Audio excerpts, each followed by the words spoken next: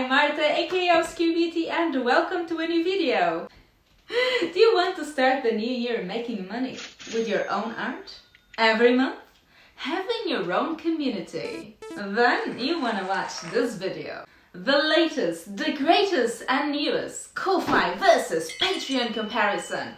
Let's rock the new year with your art. Yeah, pretty excited about this, does it show?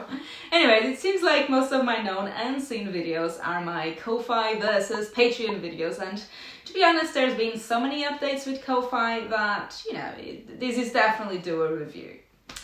Guys, I'm gonna write down the timestamps below so you can just fly up to the point you need, but otherwise, I'm gonna start from scratch for those who, you're still getting into this. What am I talking about today? Subscriptions! And guys, I just want to make a small note.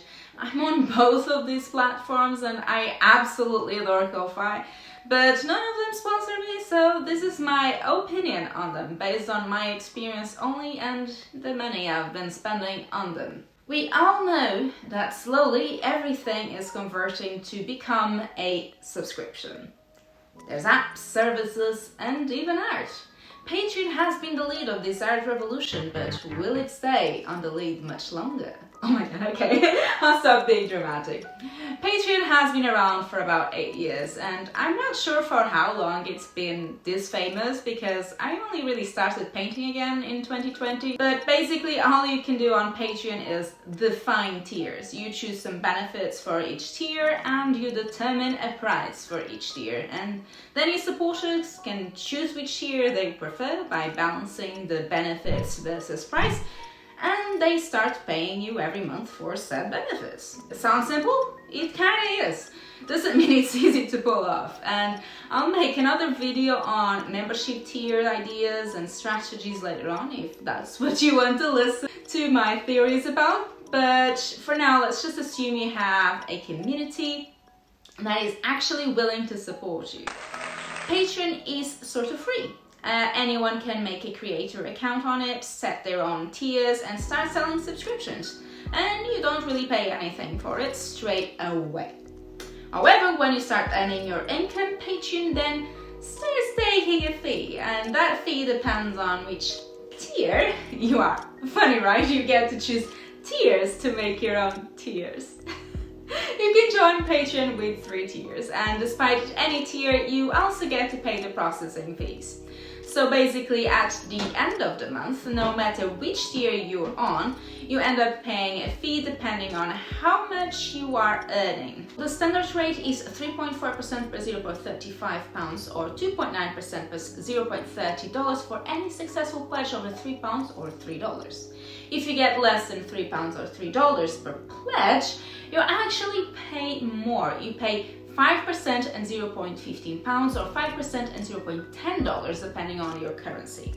Also, bear in mind that European benefactors will also have to pay VAT on top of your tier, and your fees will change because of that. I'm sort of regretting living in UK right now. Anyway, those fees are a given, but besides that, you also pay a fee to Patreon depending on the tier you plan to get into. And there's like a light version, which is only 5% to Patreon, but really that doesn't give you the Patreon experience at all, because really you only start getting the membership tiers yourself when you pay Patreon 8% of your earnings. Lastly, you can be on a premium plan and pay 12% off to Patreon, which gets you a partner manager, whatever that is, and merch. This is really likely not you, as they themselves recommend you to be established as a creator and earn around $5,000 a month or have an audience of around 100k followers. And really, if you're on that level and watching this video, hi! I make awesome fantasy arts. Do you want to support me and my channel? Kidding. How much money do you actually lose? That really depends on your tiers and how many people you have on lower tier rates versus higher tier rates. And it's not very straightforward, but it is a chunk, especially when you have a small income to start with.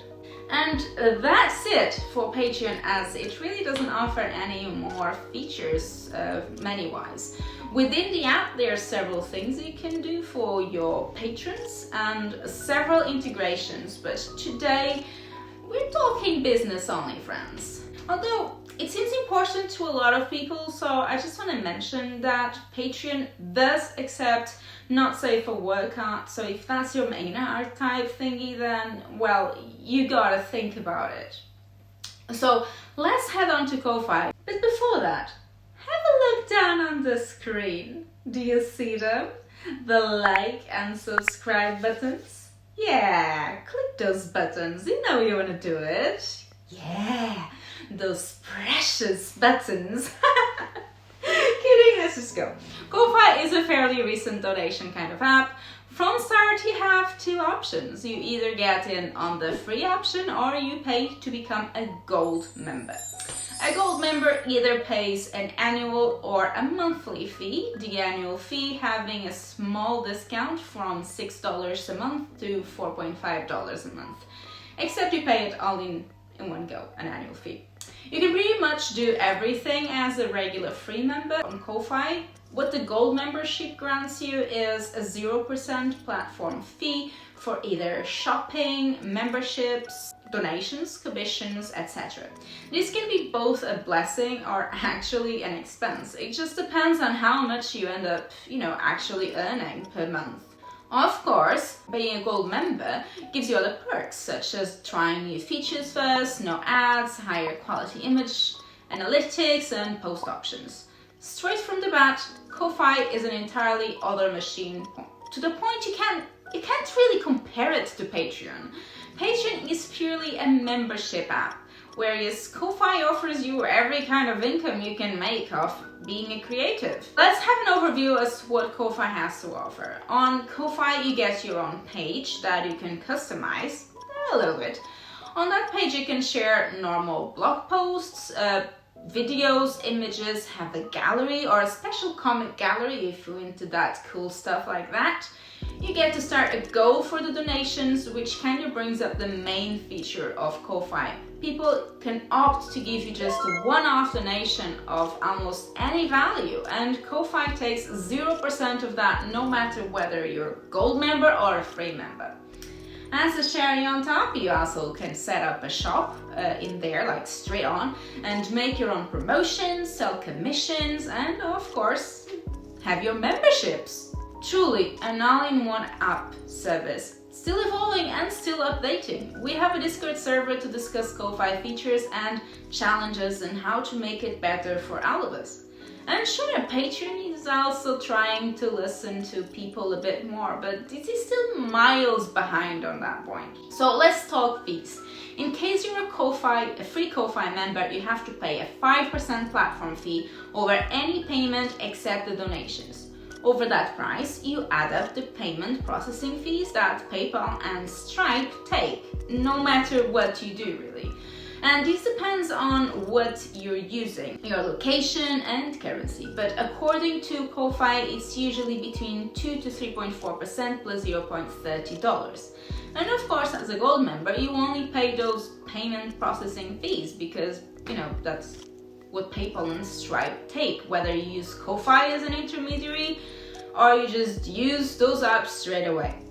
And again, like I did with Patreon, I just wanted to add that exactly because Ko-Fi has a partnership with PayPal and Stripe, it does not accept not safe for work art. You have a tag, but the limits for it add considerably, so just take it from me, no NSFW there. And that's it, folks. Those are the current differences between Patreon and Ko-Fi. What can you take from this? Well, I really like Ko-Fi. It's my favorite platform of the two. I love the fact that they're so down to earth. You get a very straightforward idea of how much you're gonna get from what people actually give you, and it offers a lot of possibilities. And I just really like the idea of an ever-updating platform to make our life better. For once, a platform that truly wants to see you win. That said, I also have a Patreon, and this brings me to the reason why. All of my Carnival Circus patrons are well, from Patreon. And I've always offered the chance of having them move over to Ko-Fi, and I talk about the general benefits. Honestly, if any of my patrons is watching this video right now, I know you find me really annoying with this Ko-Fi business, and I love you too. But in the end, Patreon wins the race over and over and over again. Here's some of the reasons I was told. I was already on Patreon. Ko-Fi doesn't do NSFW. I said this is a big thing for some people. Patreon is just less confusing. So there's this. Maybe Ko-Fi with so many options is actually more confusing to some people or harder to set up. I've been advised to sort of increase slightly the benefits on Ko-Fi versus Patreon, but I really don't find that fair, even if Patreon takes a nicer, bigger chunk out of my income. What should you choose? Well, that depends entirely on you. I guess that potentially, if you have only Ko-Fi, your supporters will have no choice but to support you on there, or you might lose some potential income. However, managing two platforms can be quite taxing, to be honest, what to everything else you should be doing as an artist. Now, if you want to get followers to join your Patreon or Ko-Fi, you need a following on social media, and for that, I got you covered. Check out the awesome tips I give to grow your following on Instagram. This should be like floating right now on either my right or left, I don't know. Anyways, that's it for today, folks. Happy New Year and see you next time. Bye!